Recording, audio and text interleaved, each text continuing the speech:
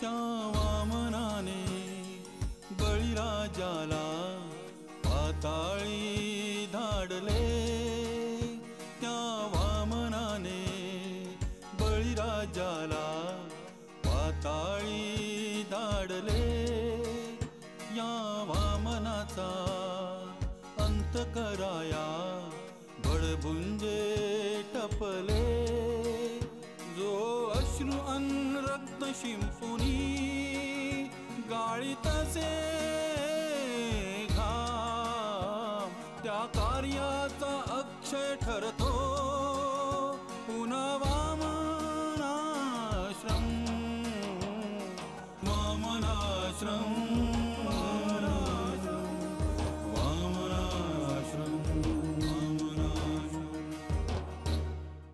हे श्याम प्याद आहे रे, त्याच्या मागे सूत्रधार कोणी दुसराच आहे। पकडला जाईल। माझ्या एका प्रश्नाचं उत्तर द्या। विचार। उंटाला कसं थांबवायचं? घोडा 2.5 घर पुढे घे, दोन्ही बाजूने घोडे पुढे सरकव, साधं प्याद त्याच्या आधाराला ठेव, उंट नक्की मरेल। दागदागिने घेतलेत, आता हे परवा मंगळसूत्र करून घरात मिरवता, समजलेत ना? हे सगळं आपल्या अंगाशी येणार आहे आणि ही पापा अंगाशी आली की ती पाण्याच्या वरती येणार। आनंद, हा आश्रम कधीही बंद पडणार नाही याची गॅरंटी मी देतो। आनंदच्या बापाशी त्याचं कधीच पटलं नाही। आता तुम्हाला स्पष्ट सांगायचं तर बाप लेकांचे रोज खटके उडायचे। पेंडसे साहेब, बाप्पा हे घर सोडण्याआधीची एक गोष्ट तुम्हाला सांगते। सुंबईला कधी आणणार आहेस माहेरहून? छे, मी तिला नाही आणणार, अजिबात आणणार नाही। हे बघ, तिची हाऊस मौज मी माझ्या पगारात पुरवू शकत नाही आणि तुमच्या पैशावर मजा करावी इतका कोडगाही मी नाहीये, त्यामुळे मी तिला आणणार नाही। राहू दे तिला तिकडेच, येतो मी। बाप्पा लक्ष ठेव।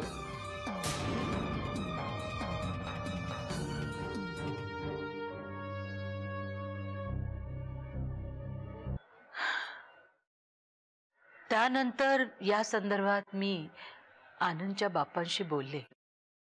रागवणार नसाल तर एक बोलू? बोल। आपले मोठे चिरंजीव विश्वास, बोल बोल, त्याचं काय? विश्वास आला होता आज, रोजचं तुणतुणं वाजून गेला। आश्रमाची 2 एकर जमीन भिका, कोचिंग क्लासेस काढायला मला पैसे द्या म्हणत होता। माझा प्राण गेला तरी मी विकणार नाही आश्रमाची जमीन। त्याला म्हणा तुझ्या हिमतीवर काढ ते क्लासेस बिसेस, नाही तर स्वतःच्या लायकीप्रमाणे नोकरी करायला लाग। हे घर फुकटचं आहे, भाडं भरावं लागत नाही। स्वतःच्या स्वार्थाकरता त्या पत्नीला ठेवले माहेरी। अरे नातवंड बघणं आमच्या नशिबी या जन्मात नाही असंच मला वाटायला लागलेलं आहे। हे बघा, तुम्ही असा त्रागा करून घेऊ नका हो। सगळ्या आशा ते आता आनंदवर आहेत। आनंद अजून लहान आहे, पण तो सरळ आहे, प्रामाणिक आहे, बुद्धिमान आहे आणि मुख्य म्हणजे आपल्या दोघांवर त्याची माया आहे, भक्ती आहे। तुला तुझ्या मोठ्या मुलाची विश्वासची कारस्थानं ऐकायची? काय? हा तुझ्या माझ्या घामाने कष्टाने उभा केलेला, अनाथांच्या करता असलेला, गरिबांच्या करता असलेला आश्रम तो विकायला निघालेला आहे, ताब्यात घ्यायला निघालेला आहे। ही सगळी जमीन बिल्डर्सच्या घशात घालायला निघालेला आहे।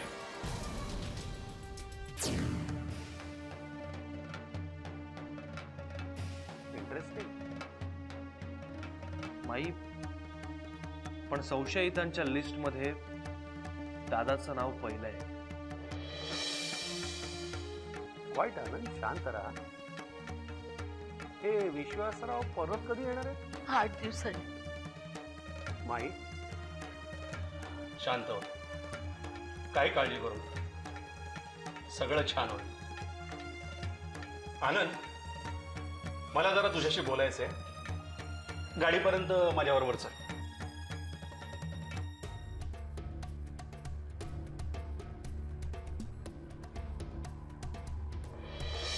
हो ग, मागच्या आठवड्यात वेळच नाही झाला। नाही अगं नाही, मी नक्की येईल. हा चल ठेवू फोन. चल. हॅलो. ओ कोण आहे? दरवाजा उघडाच आहे, आत या. मॅडम या ना, बसा.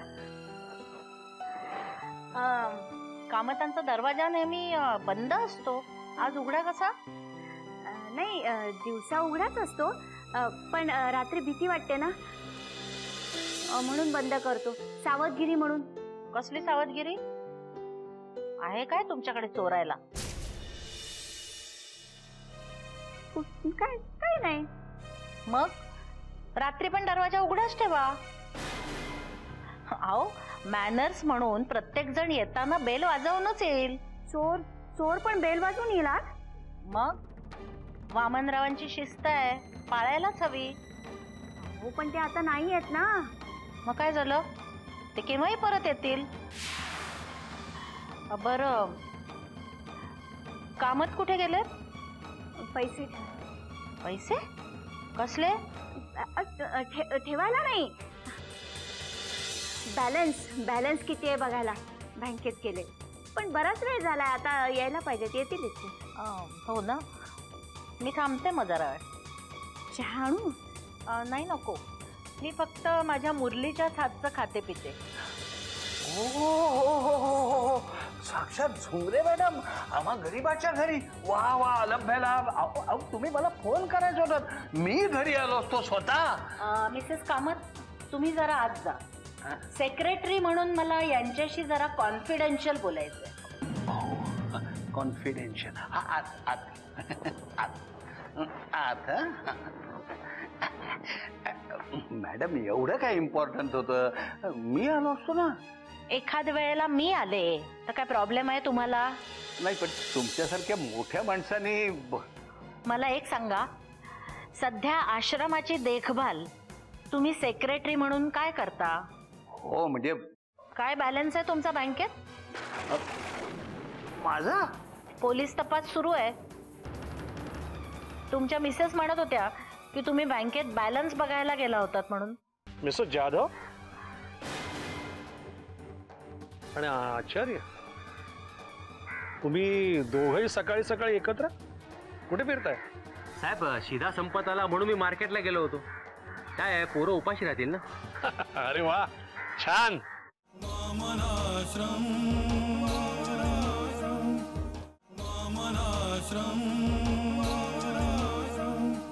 वामनरावांनी लावलेल्या शिस्तीप्रमाणे सगळं काही व्यवस्थित करतो. आश्रमाची स्वच्छता सध्या डळमळीत झाली आहे. आता साफसफाईवाले कामगार. ताबडतोब एक नोटीस काढा, माईंची, चेअरमन साहेबांची सही घ्या.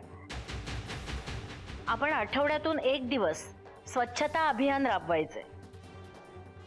म्हणजे मुलांच्या सकट अगदी सगळ्यांनी आश्रम स्वच्छ करायचा. वा वा वा वा वा वा वा, आत्ता नोटीस काढतो. काय छान कल्पना आहे. अहो, देशभर राबवली जाते ही कल्पना आता. हो. तुम्ही इन्कम टॅक्स भरता ना? बाबा, इन्कमच नाही तर टॅक्स कुठून भरणार? हा, तर ट्रस्टी म्हणून मला जे काही अनुदान मिळतं त्यावर आम्ही आता दोघं कसं बसं भागवतो. काय बॅलन्स आहे तुमचा बँकेत? माझा पोलीस तपास सुरू आहे. तुमच्या मिसेस म्हणत होत्या की तुम्ही बँकेत बॅलन्स बघायला गेला होतात म्हणून. नाही, बरोबर आहे तुमचं. एक काय आहे, म्हणजे बँकेत बॅलन्स बघून मी पैसे काढायला गेलो होतो. येते मी. स्वतःला सांभाळा, खोटं जास्ती दिवस लपून राहत नाही.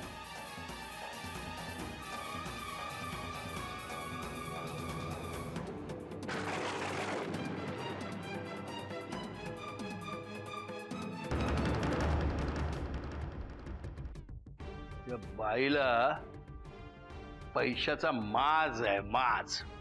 हिला, तिच्या नवऱ्याला पैशाचा माज आहे. नाही, त्यांच्यामुळेच आमचा श्याम लफड्यात आलाय. माझ्या हातात सत्ता येऊ दे, नाही तुमच्या एकेकाचा माज उतरवला ना तर गणेश कामत नाव सांगणार नाही. काय जाधव, हा मार्केटमध्ये कामात भेटल्यापासून फार खुश आहात तुम्ही. तसं काही नाही साहेब, आणि तसं मी तुम्हाला कधी काय खोटं बोलतो काय? पण काय आहे, मी त्या कामतांकडे ना पैसे उसने मागितले होते आणि त्याने चक्क घरी पाठवले, ते पहिल्यांदा. म्हणून खुश झालो, बाकी तसं काही नाहीये. कधी माझ्याकडे मागा, मी देईन. मागायला काय हरकत नाहीये, पण काय पैसे उसने मागितले ना की ते परत फेडता आले पाहिजे. म्हणून मी मागत. पेंडसे पेंडसे डेप्टी कमिशनर मेलो. Good morning sir. Good morning mister Jadhav आणि आचार्य. तुम्ही दोघंही सकाळी सकाळी एकत्र कुठे फिरताय? साहेब शिधा संपत आला म्हणून मी मार्केटला गेलो होतो. काय आहे, पोरं उपाशी राहतील ना. अरे वा, छान. तुम्हाला मुलांची खूप काळजी आहे बरं का. नाही साहेब, म्हणजे वामनरावांची तशी शिस्तच आहे आम्हाला. वामनरावांची शिस्त. तुम्ही म्हणजे तुमचे वडील वामनरावांचे मित्र, ते लंडनला असतात. वामनराव परागंद झाल्यानंतर तुम्ही वामनरावांनी दिलेलं 1 महिन्यापूर्वीचं पत्र घेऊन आलात. बँकेतली उत्तम पगाराची नोकरी सोडलीत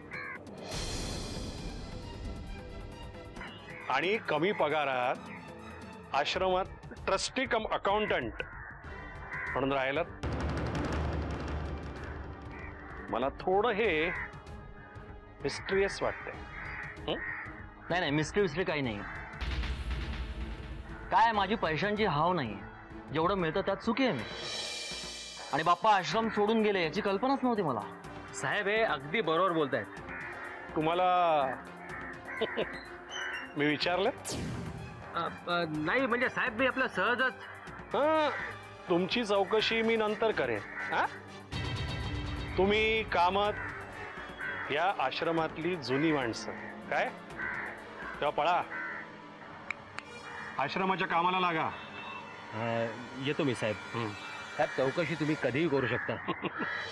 गरीब माणूस आहे साहेब मी. साहेब येतो साहेब. बर.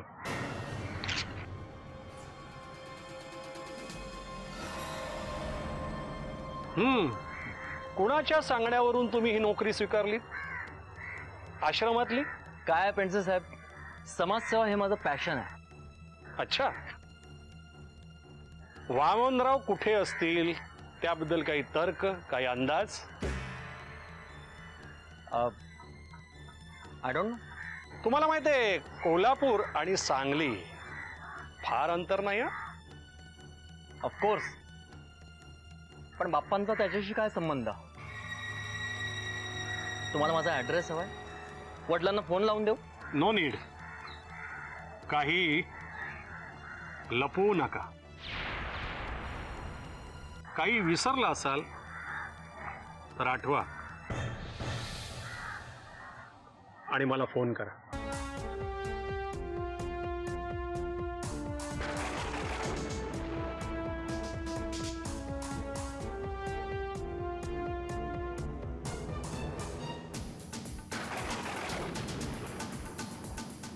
काय म्हणत का होते साहेब?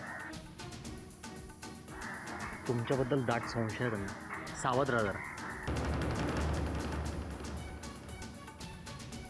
हा कामत मला मारणार.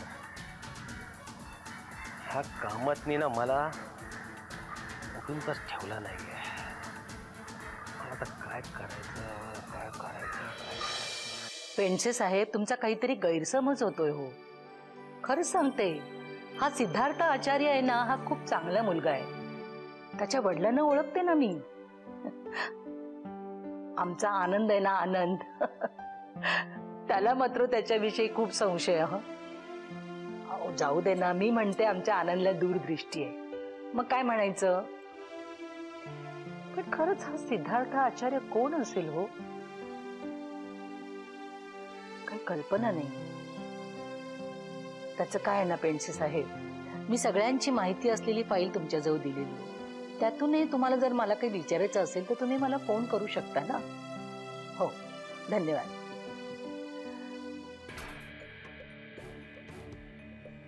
या आनंदनी पेंडसे साहेबांना काय काय सांगितलं कोणास ठाऊक. आनंदचं पण बरोबर आहे ना. पोलीस तपास चालू असताना प्रत्येक व्यक्ती ही संशयास्पदच असते. मग त्याला हा सिद्धार्थ आचार्य तरी कसा अपवाद असणार? माई, अरे झुमरेताई, या या बसा. कशा आहात तुम्ही माई? हे घरी नसताना मी कशी बरी असेन हो? खरंय. तुमच्या स्वच्छता अभियानाविषयी कामत माझ्यासमोर बोलत होते. खूप छान कल्पना आहे हं तुमची ती. कसं आहे ना माई, शेवटी प्रत्येक जण एक विरंगुळा शोधतो. तुमच्याकडे तर साक्षात आनंद आहे, त्यामुळे तुम्हाला काही चिंता नाहीये. पण आम्ही... हे काय झुमरेताई, शांत व्हा बरं. नाही नाही, असं रडायचं नाही. डोळे पुसा. हं, हे बघा, मी माझ्या आनंदला दत्तक देऊ का तुम्हाला? अहो, तो दत्तक न देताही आमचाच आहे.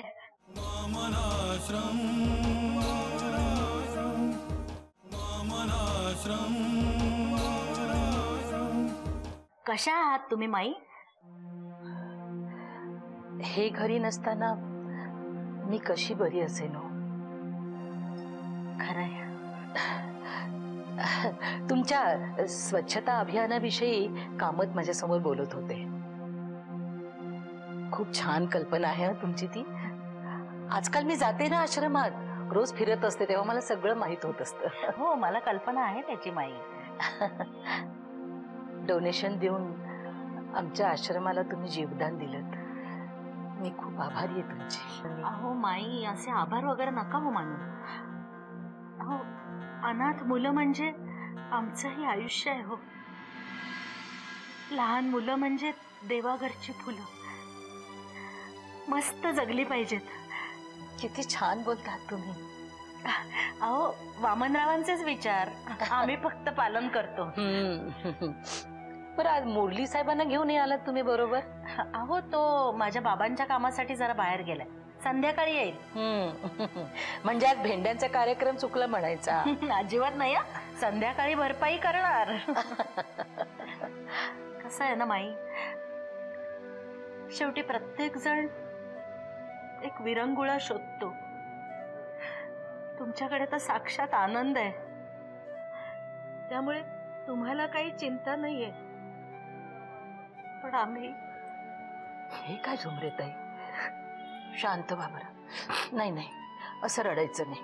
डोळे पुसा. हं, हे बघा, मी माझ्या आनंदला दत्तक देऊ का तुम्हाला?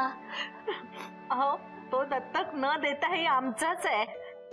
बरं, ते जाऊ दे, वैयक्तिक विषय नको. माई, तुमचं अभिनंदनच करायला हवं. अगं बाई, कशाला ते?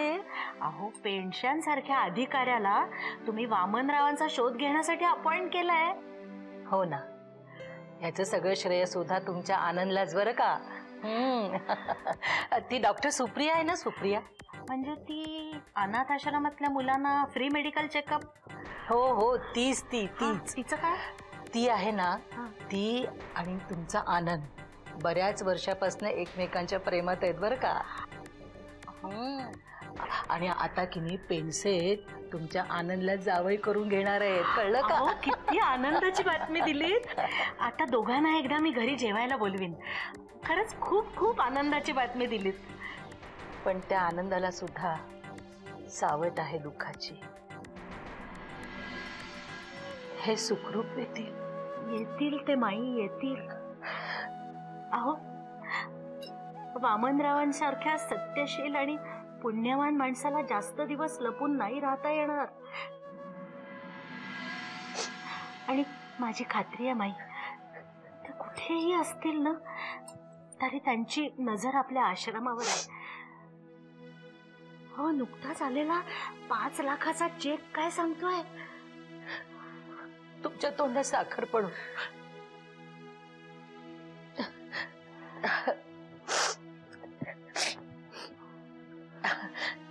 आता तुमच्या आनंदाच्या घरी म्हणजे आमच्या घरी तुम्ही जेवायचं, जेवाल ना? अहो, मुरलीने खरं तर नाही, ते काही नाही, ते रात्री जेवायचं. आज आमच्याच घरी जेवायचं. आणि हे बघा, तुम्हाला जे काही आवडतं ना ते मी माझ्या हाताने करून बनवेन आणि तुम्हाला जेवू घालेन. चालेल? चालेल.